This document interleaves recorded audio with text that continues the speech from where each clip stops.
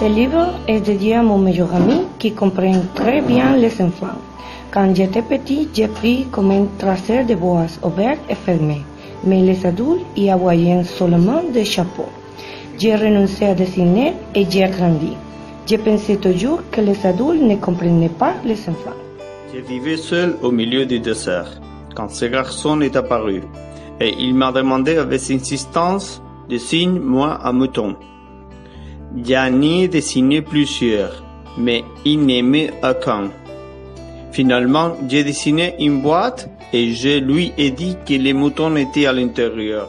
Le petit prince a ignoré mes questions. Il m'a demandé si mon avion était tombé du ciel et de quelle planète je venais.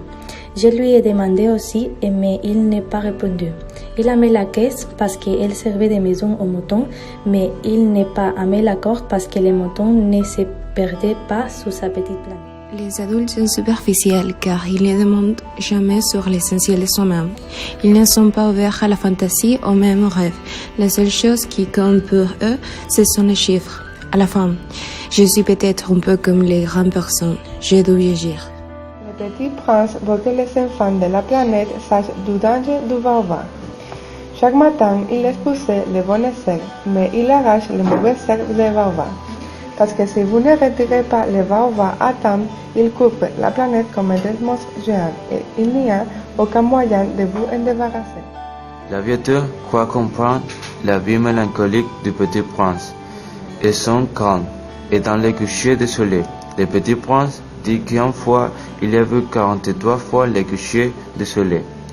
La voiture lui a demandé si c'était à cause de la tristesse, mais le petit prince n'a pas répondu.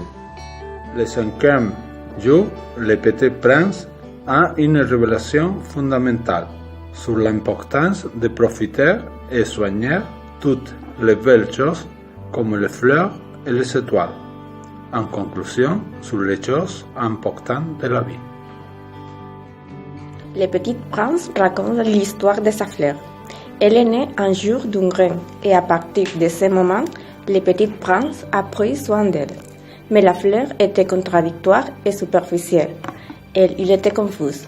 Maintenant, il regrette de ne pas l'avoir compris. Mais à ce moment, il était trop jeune pour savoir comment l'aimer. Le petit prince, au matin, met sa planète en ordre et balaye ses volcans car il les réchauffe.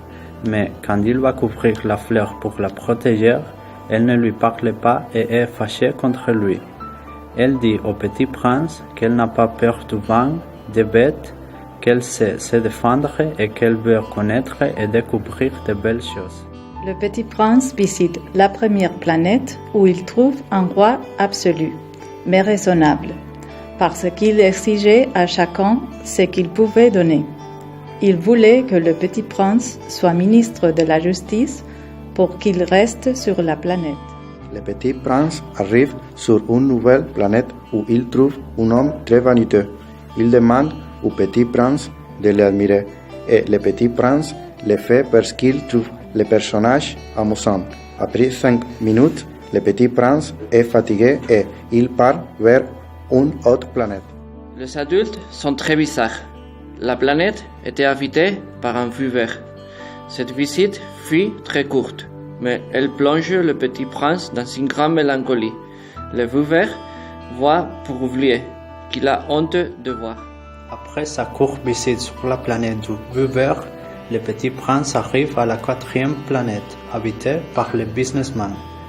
Cet homme, absorbé dans ses comptes, remarque à peine la présence du petit prince, qui, après avoir posé quelques questions, réalise que ses idées sur la propriété sont assez différentes.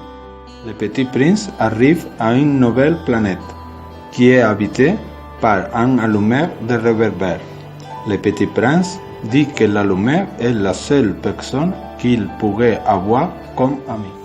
Et la planète suivante était plus grande. Elle était habitée par un géographe. Il reçoit les explorateurs et les interroge. Le petit prince parle de ses volcans et de sa fleur.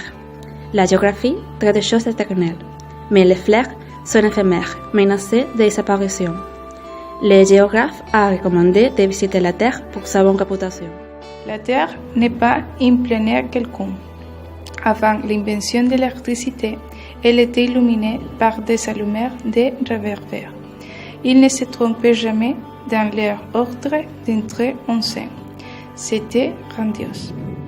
Je n'ai pas été très honnête en vous parlant des allumeurs de réverbères. Les sons occupaient très peu de place sur la terre. Le petit prince, une fois sur la terre, ne voit personne. Le petit prince et le serpent en parlent et il lui dit qu'il peut l'aider à revenir sur sa planète. Le petit prince trouve une fleur et lui demande où sont les hommes. Et il répond qu'il n'y a vu personne. Le petit prince est monté jusqu'au plus haut sommet d'une montagne. Il a crié des phrases et l'écho lui a répondu. Il a été surpris et il a pensé que la planète était plus étrange et que les hommes n'avaient pas d'imagination. Le petit prince a été surpris parce que sa fleur lui a dit qu'elle était unique, alors qu'en face de lui, il voyait un jardin de fleurs semblables. Si sa fleur voyait ce jardin, elle aurait voulu mourir pour ne pas avoir honte. Finalement, il a pensé qu'il ne pouvait pas devenir un grand prince et s'est mis à pleurer. Quand nous voulons connaître une personne, nous ne devrions pas regarder seulement son physique, mais aussi s'intéresser à sa personnalité. Tant que nous ne connaissons pas vraiment quelqu'un, nous ne savons pas à quoi ressemble cette personne ni quelle importance elle a pour nous. Le plus important est invisible pour les yeux, mais pas pour le cœur. Le petit prince rencontre un garde qui s'occupe de regrouper les gens et de diriger le train dans lequel il voyage. Les passagers ne savent pas où aller car aucun lieu ne les rend heureux. Le petit prince dit que seuls les enfants le savent, même s'ils sont distraits par des jeux de leur âge. Le petit prince parle avec un commerçant qui vend des pilules qui font passer la soif. Cette pilule permet aux gens d'économiser 53 minutes par semaine. Le petit prince pense que s'il avait ces minutes-là, il prendrait le temps d'aller jusqu'à une fontaine. Le petit prince, l'aviateur et le renard étaient dans le désert, mais comme il n'y avait pas d'eau, ils devaient partir pour la chercher. Après avoir marché longtemps, ils ont trouvé le puits dont ils rêvaient. Nous sommes arrivés près d'un puits et nous avons bu de cette eau-là. C'était un cadeau pour le cœur. Mais pourquoi avais-je cette peine dans l'âme? Je me souvenais de l'histoire de la domestication du renard et de la tristesse de dire adieu. Le petit prince est retourné à son étoile ce soir-là. Avant de partir, il m'a offert un cadeau. Tu auras seulement des étoiles qui savent rire. Finalement, le serpent l'a mordu et son corps est tombé comme une écorce sèche. Ça fait 6 ans déjà et je continue à penser à mon ami. Qu'est-ce qui s'est passé sur sa planète avec mon ami, sa fleur et le manteau? Et si un jour dans le désert d'Afrique il vient à vous, écrivez-moi vite. Ne me laissez pas tellement triste.